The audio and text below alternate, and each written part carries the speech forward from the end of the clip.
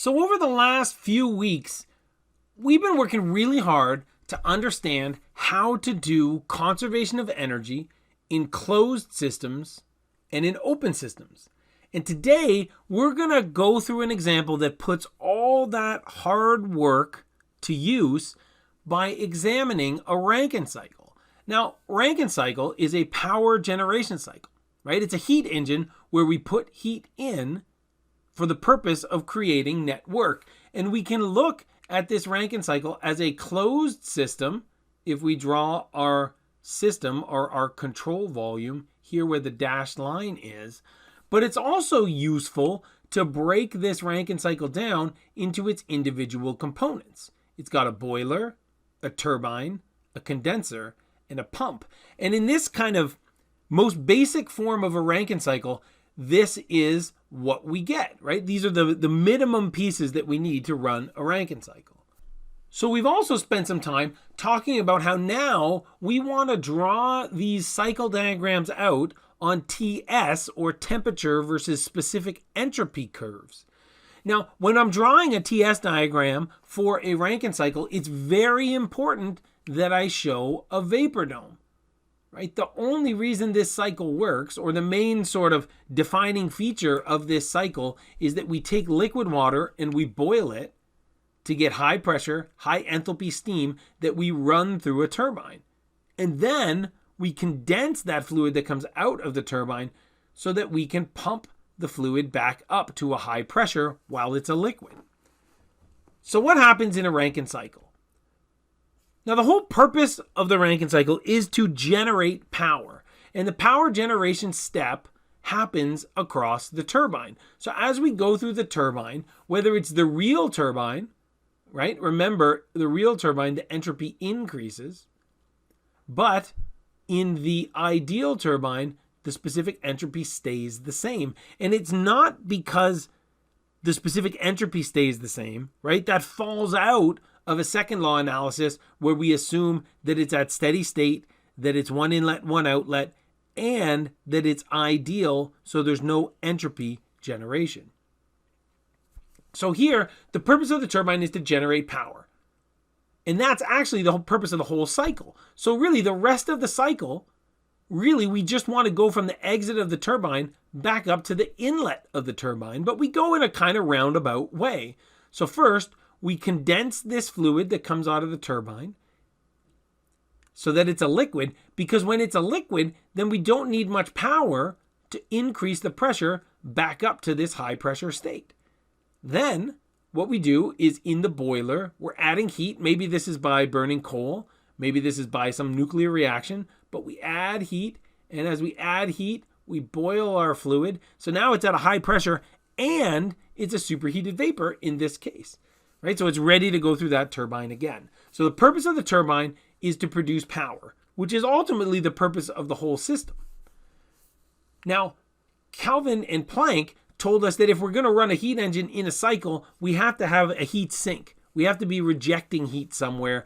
And in this case, that happens because we want to condense this fluid back down to a liquid so that we can pump it up. So that's the purpose of the condenser, is to reject heat. We do that so that we can increase the pressure of that liquid. Now this happens, the pump will consume much less power than the turbine creates. So remember, the backwork ratio of these Rankine cycles is fairly low. But then we're adding heat, and as we add heat, we're boiling that liquid water that's at high pressure so that we can get back to the inlet of the turbine. So if I want to draw a TS diagram of a basic 4-component Rankine cycle, this is what it looks like. Now, how do we characterize the performance of a Rankine cycle? So first, I recognize that it's a heat engine. Right? But even if I didn't, and I didn't realize that the way I'm characterizing this is with a thermal efficiency, I would still think, okay, what's the desired energy effect? And I'm going to divide that by the energy cost. So here the desired energy effect from this cycle is to produce power, right? And most of that, well, all of that power production happens in the turbine, but the first consumer of the power plant is the power plant. So we got to worry about the pump power in there too. Now the cost here is that we have to add heat. often by burning coal, but sometimes by running a nuclear reaction. So this will always work. This equation is always true, whether it's an ideal or a real heat engine. Now, I have a special equation that I can use, and we derived this before by looking at the closed system energy balance when we saw that the net work was the heat in minus the heat out. And then because this was an ideal process, we could swap out ratios of heat transfers for ratios of temperatures. So this equation here is the ideal efficiency, the efficiency we would get with a Carnot engine, which is like double secret code for an ideal engine. And here we have 1 minus T cold over T hot. So given a temperature, a cold temperature reservoir and a hot temperature reservoir, if we know those things, we can find the maximum efficiency. Again, here the hair on the back of your neck should start to stand up, and we should realize that because these are not temperature differences, we have to use temperatures in Kelvin or in Rankine, right? So in this bottom equation, we have to use absolute temperatures.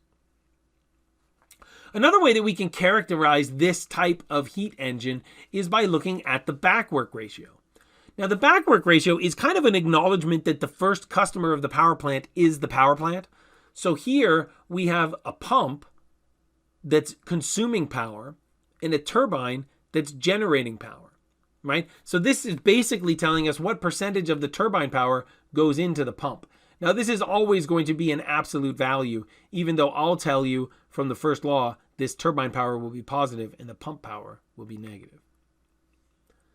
Okay, so how am I going to analyze this? So if I have an ideal system and I just know the hot temperature and the cold temperature, I can find the thermal efficiency that way, or the Carnot efficiency that way.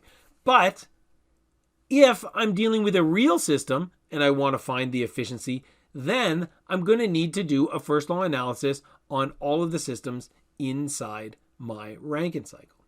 So assumptions that I might want to make are that the system is at steady state, that it's one inlet and one outlet for all of these components, at least in this sort of basic 4-component system that we have here. We're going to neglect kinetic energy changes and potential energy changes. And then we're going to say that the system is either adiabatic, so we'll say that for pumps and turbines, or that it's passive. We often will assume that there are no friction or heat losses in between my two components. So once I fix the outlet state of the turbine, that's the same as the inlet state to the condenser. And that's going to be true for the outlet or the inlet of every one of my components as I go through my Rankine cycle. So after I make a bunch of different assumptions on these different components, I'm going to find that my turbine and my pump, it's the power term that I'm interested in. The turbine is generating power and the pump is consuming power. Heat transfer terms are more important for the condenser, where I'm rejecting heat, and the boiler, where I'm adding heat. Now, I'm always going to get these equations from the first law. So in the textbook, I think I've said this a couple of times, but in the textbook, it kind of at this point assumes everything's an absolute value. So the textbook will tell you that turbine power is m dot times h in minus h out, and pump power is m dot times h out minus h in, because the textbook will tell you that net power is going to be turbine power minus pump power. The way that I like to think about this is that everything comes from the first law, because ultimately I don't like memorizing things. I would prefer not to memorize things. So if I have to memorize things, then I feel like my brain gets too full. So instead of memorizing things, I try to understand where things come from. All of these things come from the first law, right? So I'm going to trust the first law, but that means that I have to remember that turbine power is going to be positive, right, from hip to win. Pump power is going to be negative from hip to win, and I'm going to add them together because a positive number plus a negative number will reduce that positive number. So what'll happen is we'll get these equations, we'll put them into maybe thermal efficiency or backwork type equations, and we'll have a symbolic solution. And doing that is great. So on a test, you want to get to that point. right? Because then, you've put in the work and you've showed that you understand how to take sort of these core principles of thermodynamics, apply them to a real problem, and get a symbolic answer. But to get a numerical answer, we have to be able to fix the states. I need to know what these enthalpies, or at least what the changes in these enthalpies, are going to be. So in order to do that, I got to ask myself, what's the fluid? And in Rankine cycles, the fluid is always water, or at least something that acts like water going back and forth across the vapor dome. I think the trickiest one here, the one that people sometimes forget, is that this delta H across the pump is going to be, first, maybe we want to find the ideal pump, which is going to be the specific volume multiplied by the change in pressure. And then we maybe have to use the isentropic efficiency of the pump to find that real pump exit. Speaking of isentropic efficiencies, they're going to be important when we start to look at real Rankine cycles, because often the problem won't give us enough information to fix all the states. So we'll have to look at the turbine, then find what the ideal outlet of the turbine is, use the isentropic efficiency to find the real turbine exit. The same thing's true for the pump. Or maybe the problem will give us all the information to fix all the states, and it'll ask us what the turbine efficiency is. Right? So here, if I'm trying to find the isentropic efficiency for the turbine, this is different than the thermal efficiency, right? Remember, different efficiencies mean different things. So I know that the turbine produces power, and the losses, things like friction, rob us of the amount of power that we can get. So that means that the ideal turbine produces more power than the real turbine. So my turbine isentropic efficiency is going to be the real power of the turbine divided by the ideal power of the turbine. It has to be less than 100%. For pumps, it's a little different, because here, now because we're putting energy into the system, we want to increase the enthalpy of the fluid. It means we have to put in more energy into the system to overcome that friction. So the ideal pump would be a frictionless pump, and it would consume less power than an ideal pump. So here, my ratio gets reversed because I put my ideal pump on top and my real pump on the bottom. So in this lecture, what we're going to try to do after that sort of introduction of what a Rankine cycle is and how we try to solve the problem, we're going to actually go through and solve a problem. So here we have a Rankine cycle example. This is a 4-component Rankine cycle, although we have something that's going on outside of the Rankine cycle too that we'll talk about in a second. So here, right, we have our turbine, right? The inlet's at state 1, the outlet's at state 2. Then we go through our condenser. That brings us to state 3. Now it should be liquid. So we can go through our pump to state 4. And then our boiler, right? So this is a high pressure liquid. We want to boil that high pressure liquid so we can get back to the inlet of our turbine. Now, this problem also tells us something about states 5 and 6. Because remember this condenser, right? So here we're cooling down this water. But if we're cooling down the working fluid that's inside of our Rankine cycle, it must mean we're heating something else up. Now, I grew up outside Toronto where there's nuclear power plants, right? And one of the things they do to cool down this working fluid in the nuclear power plant is they'll pull water out of Lake Ontario. You got to be deep enough so you get to water that's about 4 degrees Celsius. And they pull in that cooling water from the lake. The lake's a very large reservoir. And then they use that, they heat that water up. And by heating up this water that they're pulling in from the lake, they're actually cooling down the water that's used for the working fluid. Now, there's lots of environmental regulations about this. You got to be careful when you're pulling this water in that you're not harming fish populations. You got to worry that when you have this water that's coming out, the temperature can't be elevated above some certain condition. So there are definitely, this is kind of the role of government here, is to sort of set those regulations that people have to follow. Right? So here we have not just the 4 states inside of our Rankine cycle, but we have states 5 and state 6, which sort of deal with the cooling side of this, or the cooling side of this heat exchanger, right? So this is the cooling water, right? So it's used to cool down this fluid, but it's heating up. So here, my state table looks like this, right? So there's a couple of states that we know a lot about, and a couple of states that maybe we don't.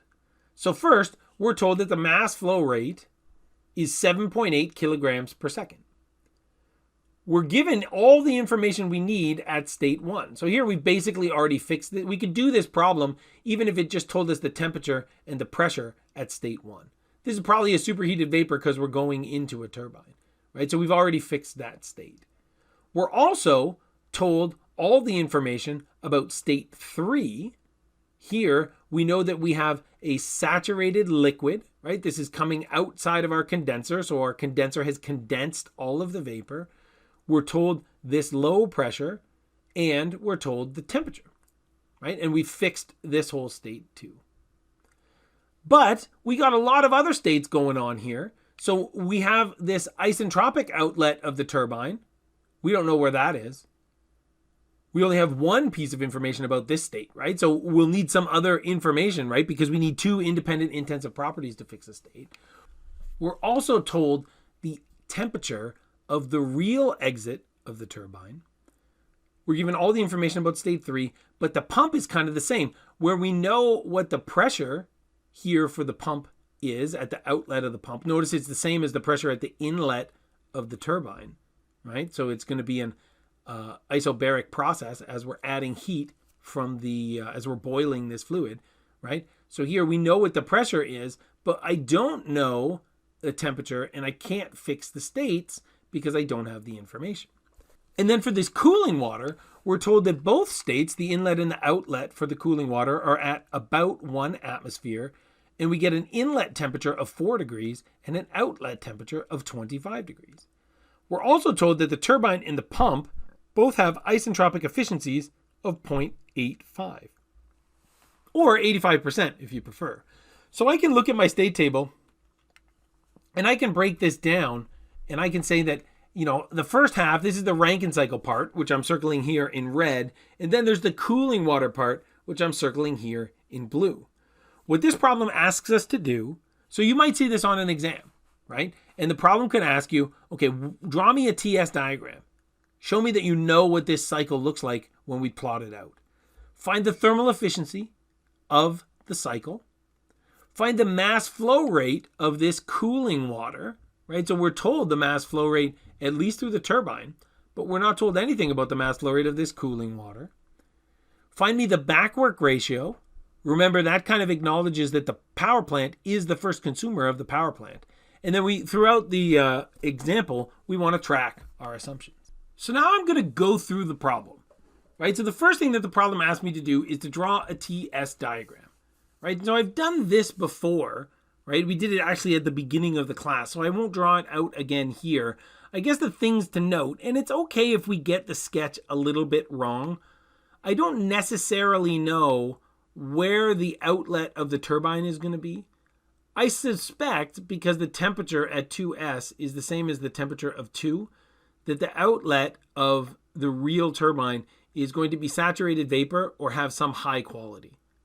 But I don't know for sure, but that's how I'm going to draw it. And again, I'm going to assume that my condenser, I think it told me at state 3 that the quality did get down to 0. So I'm going to draw that over there, right? So I have a low pressure and a high pressure, and my turbine brings me down to the low pressure, and my pump brings me up to the high pressure. As I add heat in the boiler, I move across the vapor dome up to steam, and as I go through the condenser, I go from steam down to liquid. So the next thing the problem asked me to do was to find the thermal efficiency. So I think the best way to approach these problems is, you know, sometimes when you see an empty state table, it feels like you have to fill that state table out right away. But again, I think that the most bang for your buck on a test, right, if you're looking to maximize your sort of points per minute, I think that the best thing to do is to start with a symbolic solution, because that way you're demonstrating that you understand the thermodynamics of the problem. So my thermal efficiency, I know the definition is the energy benefit divided by the energy cost, and the energy benefit is the net power, and the energy cost is the heat rate from the boiler, where we're adding heat. Remember, it's not the net heat, right? So now I'm going to argue that here we should have the turbine power plus the pump power and recognize that one is positive and one is negative. So I've kind of color-coded them here for green to be positive and red to be negative. Here I don't know the thermal efficiency. I don't know the turbine power, I don't know the pump power, and I don't know the boiler power. So it's the heat transfer rate at the boiler. So it's great that I have a symbolic solution, but it doesn't get me very far because I have one equation with 4 unknowns. That tells me I need at least 3 more equations. So to get those 3 equations, I can use the first law 3 different times. Once on the turbine, once on the pump, and once on the boiler.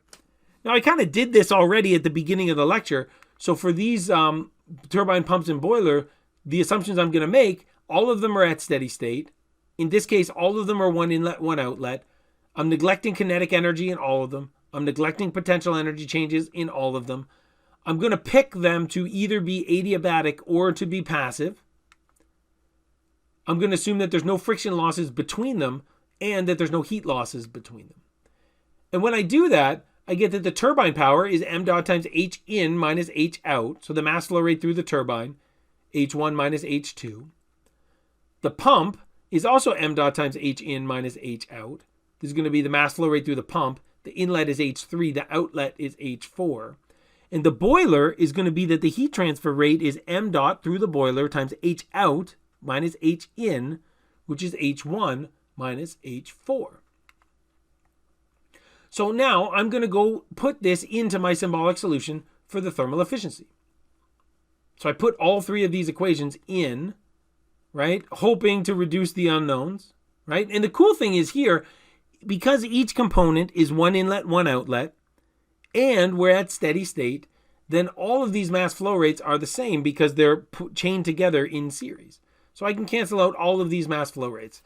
All the mass flow rates inside my Rankine cycle are the same because I'm at steady state and I'm not splitting off the mass anywhere. So it's good. I still have now one equation and it's all enthalpies. So let's take stock of what we have here. We do know H1. We don't know H2. We do know H3. We don't know H4. We still know H1. And we still don't know H4. So now I got one equation with 3 unknowns, H2, H4, and the thermal efficiency. But at least H2 and H4, I feel like I should be able to get. Right? So this is better than just over here where I had a more general case. I guess I have reduced my unknowns by 1, but I still have more unknowns than equations. But if I can fix my states, then I can get this and find the thermal efficiency. So now what do I do? Right? So I talked about already how if we look at state 2, right? So remember we divided this into inside our Rankine cycle and outside our Rankine cycle. For now, we're looking at things inside of our Rankine cycle. If I look at state 2, I have 2 different options here, right? But unfortunately, both of them, I only have one property. So I don't have 2 independent intensive properties. But what I look at here is that 2s means the isentropic outlet of the turbine.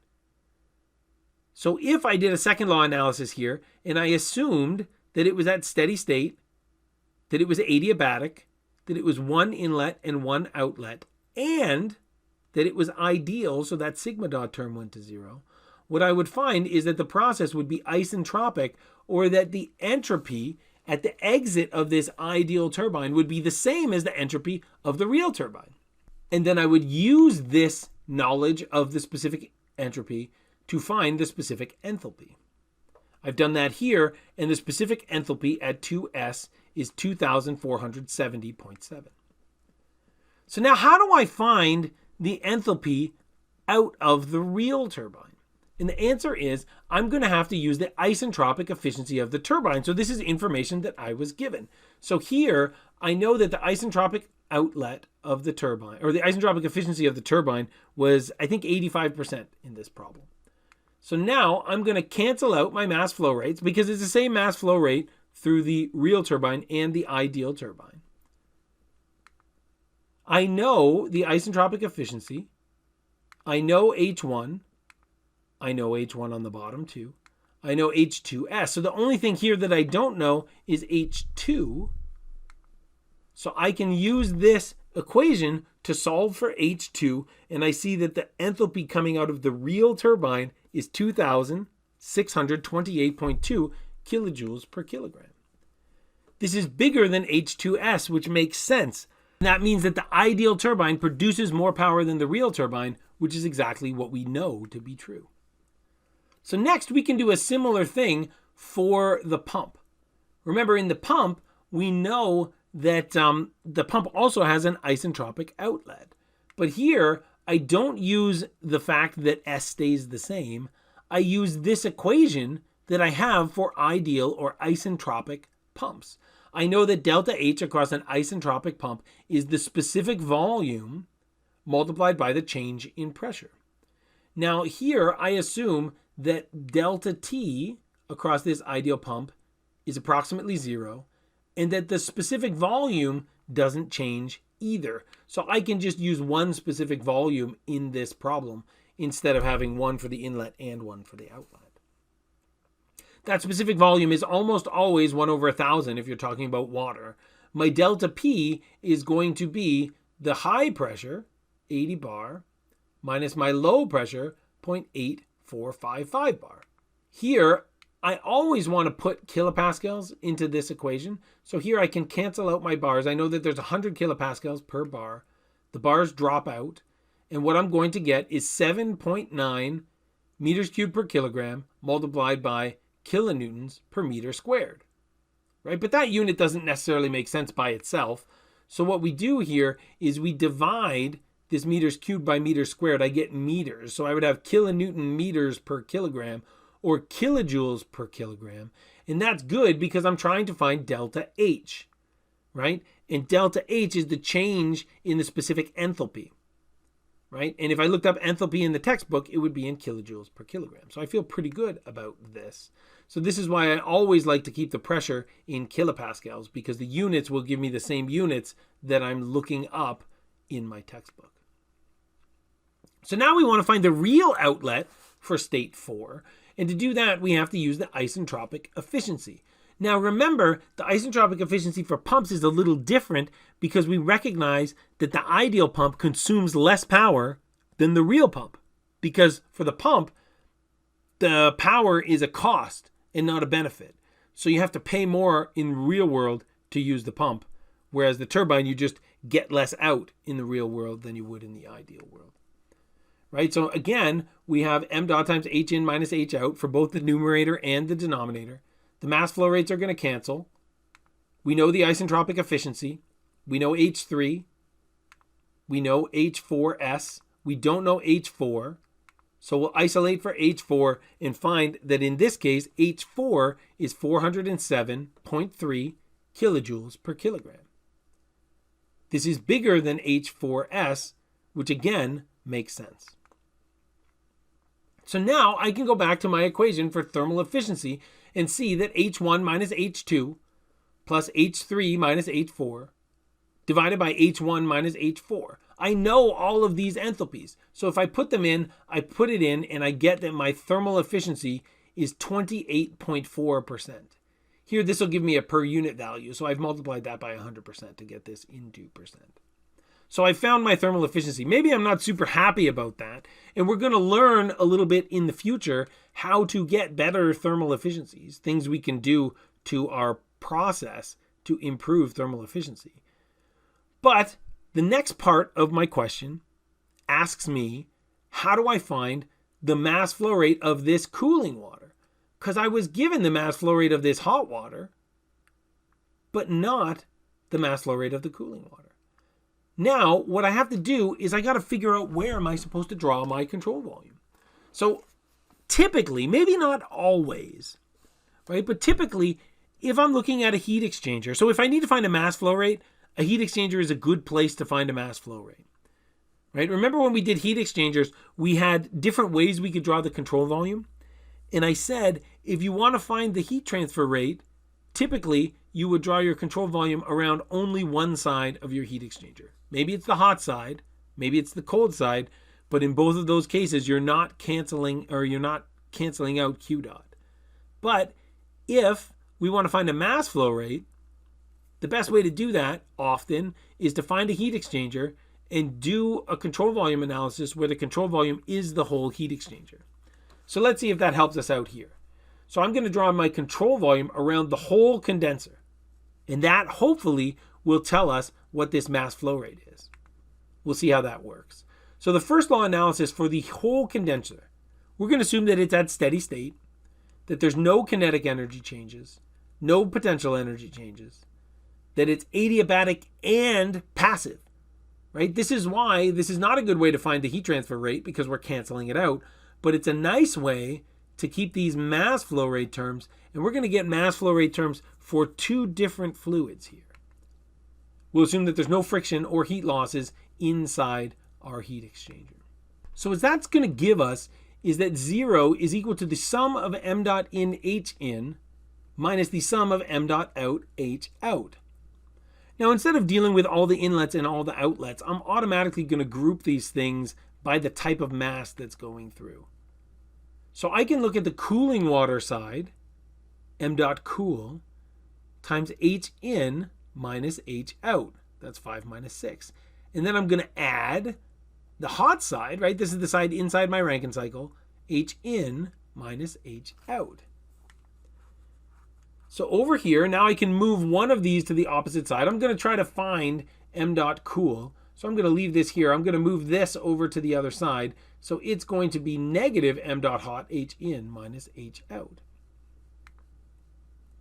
This is telling me that all the heat that leaves the hot side goes into the cool side, right? And we knew this because we said we're going to draw our control volume around the whole heat exchanger, and we're going to assume that it's perfectly insulated. What that means is all the heat that leaves the hot side has to go into the cool side. So this is good. This equation is giving us something that we expect, right? We would have gotten the same thing if we did the first law on both sides, right? But this short circuits that a little bit, right? And it means that I don't have to know this equation necessarily. It just comes from the first law if I draw my control volume around the whole condenser. So now I use my first law and I'm going to isolate for my cooling mass flow rate because that's what I want to find. And now I know m dot hot, I know H2 and I know H3, but I don't know H5 or H6 yet. And I'm a little bit worried here because I have a negative sign out in front of m dot hot. So I'm hoping that one of these two terms ends up being negative. So we have a negative times a negative, which gives us a positive, right? So I know H2 and I know H3, and I know that H2 is bigger than H3. So this will give me a positive number in my numerator. H5 and H6. So I want to find the specific enthalpy here. And I got to ask what's the fluid, right? So here I have liquid water at the inlet and liquid water at the outlet. And that means that I can approximate delta H as Cp times T5 minus T6. And I know that T5 is the low temperature here because that cooling water has a low inlet temperature and a high outlet temperature.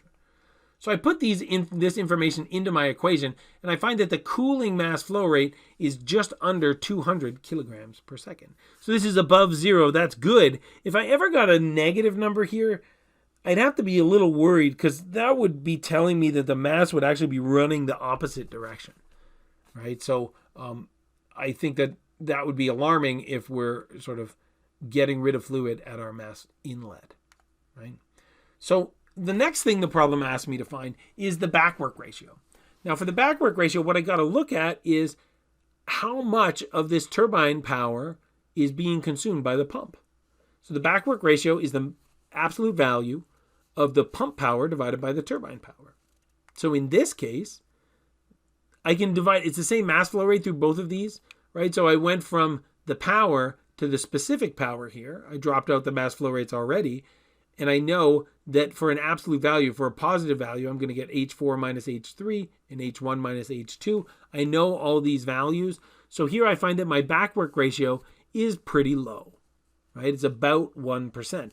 And that's sort of one of the advantages of these Rankine cycles is that most of the power we produce in the turbine goes out to the grid. It doesn't get consumed by the pump. So if I look at my state table here, what I did as I marched through was that I found the isentropic outlet of my turbine.